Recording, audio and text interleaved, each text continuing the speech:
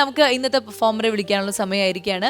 ചേച്ചിക്ക് പാട്ടുകൾ ഇഷ്ടമാണ് എന്നുള്ളത് നമുക്ക് എല്ലാവർക്കും മനസ്സിലായി കഴിഞ്ഞു. മലയാളം എന്ന് പറയുമ്പോൾ നാടൻ പാട്ട് നമുക്ക് ഒഴിച്ചു നിർത്താൻ പറ്റില്ല അല്ലെ? ശരിയാണ്. നാടൻ പാട്ടുകൾ ഏതെങ്കിലും വളരെ ഇഷ്ടമാണ്, വളരെ ഇഷ്ടമാണ്. അപ്പൊ എന്തായാലും നാടൻ പാട്ട് കലാകാരിയാണ് ഇന്ന് വരാൻ പോകുന്നത്. അടിപൊളി നാടൻ പാട്ടുകൾ കേൾക്കാം. സ്വാഗതം ചെയ്യുന്നു ഭവ്യശ്രീ.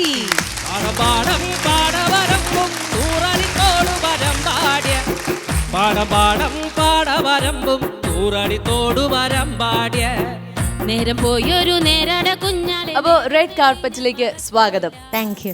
യെസ്. അപ്പോ ഭവ്യശ്രീയുടെ വിശേഷങ്ങളൊക്കെ പറയൂ. എവിടെ നിന്നാണ് വരുന്നത്? എന്തൊക്കെയുണ്ട് വിശേഷങ്ങൾ? നല്ല വിശേഷം. വരുന്നത് കുന്നംകുളത്തിനടുത്ത് കുന്നംകുളം പഴഞ്ഞിയിലാണ് ഞാൻ ജനിച്ച സ്ഥലം. എവിടെ? പഴഞ്ഞി, കാട്ടകമ്പാൽ പഴഞ്ഞി. പഴഞ്ഞി. ഹസ്ബൻഡിന്റെ വീട് ചാവക്കാട് ഉരുമനയൂരാണ്. നമ്മുടെ രണ്ട് നാട്ടിലെ ആൾക്കാരും റെഡ് കാർപ്പറ്റിന്റെ വലിയ ഫാൻസ് ആണ്. അവരോട് പ്രത്യേകം ഒരു ഹായ് പറയണം എന്നൊക്കെ പറഞ്ഞു. ഉരുമനയൂർക്കാർക്കും പഴഞ്ഞിക്കാർക്കും ഒരു ഹായ് പറയണം. ഉരമനിയൂർക്കാർക്കും പഴഞ്ഞിക്കാർക്കും നമ്മുടെ റെഡ് കാർപ്പറ്റിന്റെ വലിയൊരു ഹായ്. ഈ നാടൻ പാട്ട് പഠിക്കാൻ തുടങ്ങിയിട്ട് ഇപ്പൊ എത്ര കാലായി? +2 പഠിക്കുന്ന സമയത്താണ് നാടൻ പാട്ടിന്റെ ഫീൽഡിലേക്ക് വന്നത്. അതിനു മുൻപൊക്കെ ഗാനമേളയ്ക്കാണ് പാടിയിരുന്നത്, സിനിമാ പാട്ടും അങ്ങനെ പാടിയിരുന്നത്. പിന്നെ ഇപ്പൊ ഒരു 18 വർഷത്തോളമായി ഈ ഫീൽഡിലുണ്ട്. 18 വർഷത്തോളമായി നാടൻ പാട്ടിന്റെ ഈ ഒരു മേഖലയിൽ നിൽക്കുന്നു. അതിന് ഒരുപാട് പ്രോഗ്രാംസ് അല്ലേ, സ്റ്റേജ് പ്രോഗ്രാംസ് ഒരുപാട് ചെയ്തിട്ടുണ്ട്. ഇന്ത്യക്ക് പുറത്തും പോയിട്ട് പരിപാടികൾ അവതരിപ്പിച്ചിട്ടുണ്ടല്ലേ? ഇപ്പൊ ഏകദേശം എത്ര സ്റ്റേജുകൾ കവർ ചെയ്ത് കാണും? ഇപ്പോ അങ്ങനെ കൗണ്ട് ചെയ്ത് പറഞ്ഞ 10,000-ഓളം സ്റ്റേജില്. 10,000-ഓളം സ്റ്റേജുകൾ. മണിച്ചേട്ടന്റെ കൂടെ എന്തെങ്കിലും ഒരു സ്റ്റേജിൽ നമ്മൾ പ്രോഗ്രാം ചെയ്തിട്ടുണ്ട്.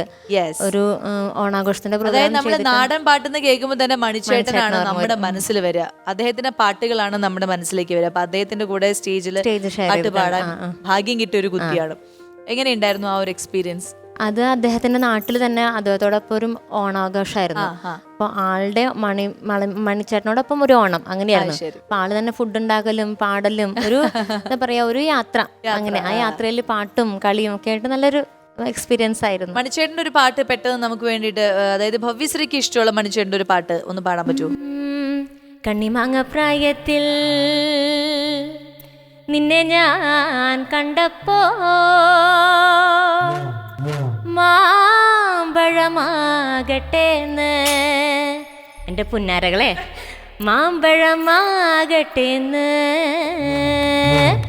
കണ്ണിമാങ്ങ പ്രായത്തിൽ നിന്നെ ഞാൻ കണ്ടപ്പോൾ മാമ്പഴമാകട്ടേന്ന്, എൻ്റെ പുന്നാരെ മാമ്പഴമാകട്ടേന്ന്. വെള്ളേമേ പുള്ളിയുള്ള മഞ്ഞ ചോരിദാറ് എത്ര ഞാൻ വാങ്ങി തന്നു, എൻ്റെ പുന്നാരെ എത്ര ഞാൻ വാങ്ങി തന്നു.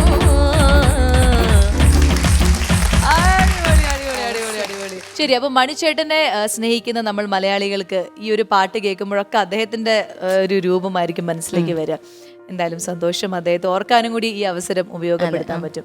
ഈ ആദ്യമായിട്ട് നാടൻ പാട്ട് അവതരിപ്പിച്ച സ്റ്റേജിൽ നിന്ന് എന്തെങ്കിലും ഒരു മനോഹരമായിട്ടുള്ളൊരു അനുഭവം നമ്മുടെ അടുത്ത് ഓർത്ത് പറയാനുണ്ടോ?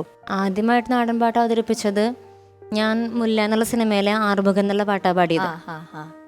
അപ്പോഴാണ് എനിക്ക് നാടൻ പാട്ട് ചേരും എന്നുള്ളത് കണ്ടുപിടിച്ചത്. പിന്നെ അവിടെ നിന്ന് തന്നെ ഒരു ട്രഡീഷണൽ ആയിട്ട് ഒരു ചവിട്ട് കളിപ്പാട്ട് പാടി പഠിച്ചു. അതിന് കുറച്ച് പൈസയും നോട്ടുമാലകളൊക്കെ ആയിട്ട് കിട്ടി. അപ്പൊ പിന്നെ ഒരു എൻകറേജ് ആയി നമുക്ക്. പിന്നെ അങ്ങനെ പിന്നെ ഓരോ പാട്ടുകള് ബൈ ബൈ അങ്ങനെ 1 by 1 ആയിട്ട് അങ്ങനെ പഠിച്ചു പാടാനായിട്ട് തുടങ്ങി.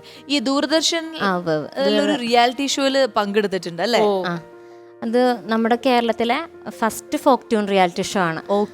അത് നാടൻ പാട്ട് മാത്രല്ല, പാട്ടിന്റെ നാടൻ ഈണങ്ങളുടെ ഉള്ള സിനിമ പാട്ടുകള്, അതുപോലെ അന്യഭാഷയിലെ പാട്ടുകള് എല്ലാം കൂടെ ചേർന്നിട്ടുള്ള എല്ലാ നാട്ടിലെയും ഒരു കൾച്ചർ സോങ് അല്ലേ? 2013 അത് ദൂരദർശൻ ടൈറ്റിൽ വിന്നറാണ് നമ്മുടെ ഇനി നമുക്ക് ഫാമിലി, ഭവ്യശ്രീയുടെ ഫാമിലിയെ കുറിച്ചിട്ട് പറയൂ. അവരെല്ലാരും വന്നിട്ടുണ്ടെന്ന് തോന്നുന്നു അല്ലേ? അപ്പൊ ആദ്യം നമുക്ക് അവരോട് തന്നെ ചോദിക്കാം. നമസ്കാരം, റെഡ് കാർപ്പറ്റിലേക്ക് സ്വാഗതം. ഇത് ഭവ്യശ്രീയുടെ ഹസ്ബൻഡ് അല്ലേ? പേര് പറയൂ. പേര് അജു എന്നാണ്. അജുവിന് അപ്പുറത്ത് വേറെ എന്തെങ്കിലും ഉണ്ട്? അജു വർഗീസ് എന്ന് മാത്രമേ നമ്മൾ കേട്ടിട്ടുള്ളൂ. ഇത് ഏത് അജു ആണ്? അല്ല, ശരിക്കുള്ള പേര് സുമേഷ് എന്നാണ് പേര്. അപ്പൊ അജു എന്ന് പറഞ്ഞാൽ അറിയുള്ളൂ. ആർട്ടിസ്റ്റ് തന്നെയാണ്. അപ്പോ ഈ നിങ്ങൾ തമ്മിൽ എങ്ങനെയാണ് കണ്ടത്? ലവ് മാരേജ് ആയിരുന്നോ അതെയോ അറേഞ്ച് മാരേജ് ആയിരുന്നോ? മാരേജ് ആയിരുന്നു. ലവ് മാരേജ് ആയിരുന്നു. സ്റ്റേജുകളിൽ വെച്ച് കണ്ട് അങ്ങനെയാണോ? അതെ. അതെ. എന്താ ഒരു നാണം? ഇല്ലല്ല. പറ അങ്ങോട്ട്. ഇനി അടുത്തത് ആരാണ്? മൈക്ക് കൊടുത്തോളൂ. അമ്മയാണ്. ഭവ്യശ്രീയുടെ അമ്മയാണ്. ശരി, നമസ്കാരം. അമ്മയ്ക്ക് നാടൻ പാട്ടുകളൊക്കെ ഇഷ്ടമാണോ? ഇഷ്ടമാണ്. ഇവര് ഈ ഭവ്യശ്രീ പാടുന്ന പാട്ടിൽ ഏറ്റവും ഇഷ്ടപ്പെട്ട ഒരു പാട്ട്, അതായത് ഇടയ്ക്ക് അമ്മയ്ക്ക് തോന്നുവാണ് ഈ പാട്ട് അവള് പാടുമ്പോൾ നല്ല ഭംഗിയുണ്ടെന്ന് തോന്നുന്ന പാട്ട് ഏതാ? സിനിമ ഗാനങ്ങളാണ് എനിക്കിഷ്ടം. സിനിമാ ഗാനങ്ങൾ അവള് പാടുന്ന കേൾക്കാൻ കൂടുതൽ ഇഷ്ടം. ആ ശരി. അതില് തളിരിട്ട് കിനാക്കളാണ് ഇഷ്ടം. തളിരിട്ട കീന, പഴയ പാട്ടല്ലേ? ഓ അത് ശരി, ഓക്കെ. ഇനി ഇത് ആരാണ് വന്നിരിക്കുന്നത്? ഞാൻ മേമയാണ്. അതായത് ഭവ്യശ്രീ അമ്മയുടെ അനിയത്തിയാണ്. ഈ വാവ ഭവ്യശ്രീയുടെ ഓ ഭവ്യശ്രീയുടെ വാവയാണ്. അത് ശരി.